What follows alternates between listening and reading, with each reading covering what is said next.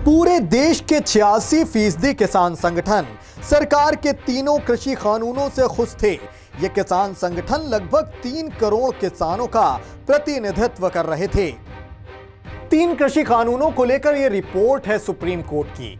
बीते रोज supreme court ने केंद्र सरकार की ओर से लाए गए कृषि कानूनों को लेकर एक कमेटी गठित की थी और इस कमेटी के सदस्य अनिल घनवटे हैं। उन्होंने बीते रोज इसको लेकर एक रिपोर्ट शेयर की है जिसमें यह दावा किया गया है कि 86% किसान संगठन 3 कृषि कानूनों से पूरी तरह से संतुष्ट थे।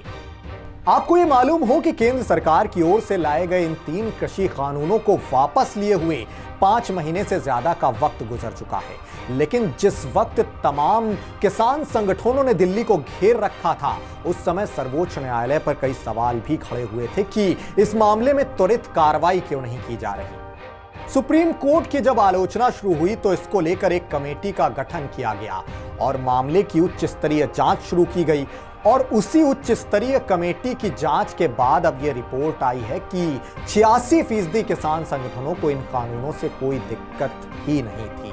आपको ये मालूम हो कि नवंबर 2021 में केंद्र सरकार ने इन 3 कृषि कानूनों को वापस लेने का ऐलान किया था।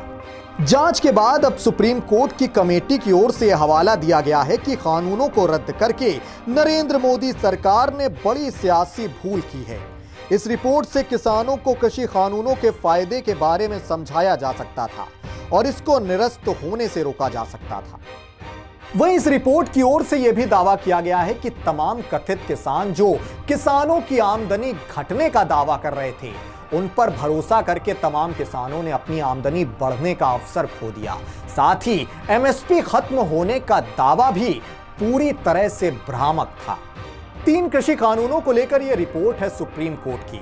बीते रोज सुप्रीम कोर्ट ने केंद्र सरकार की ओर से लाए गए कानूनों को लेकर एक खास कमेटी गठित की थी और कमेटी के सदस्य हैं अनिल घनवटे। उन्होंने बीते रोज इस मामले से जुड़ी एक सीलबंद रिपोर्ट पेश की जिसमें यह दावा किया गया कि केंद्र सरकार जो 3 कृषि कानून ला रही थी, उनसे 86% किसान संगठन पूरी तरह से संतुष्ट थे।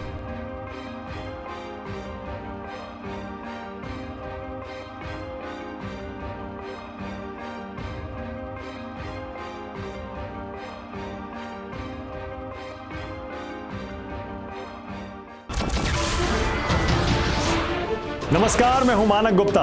अगर आपको हमारा ये वीडियो पसंद आया हो तो इसे लाइक और शेयर जरूर करें और हाँ, हमें सब्सक्राइब और फॉलो करना ना भूलें ताकि आप देश और दुनिया की कोई खबर मिस ना करें।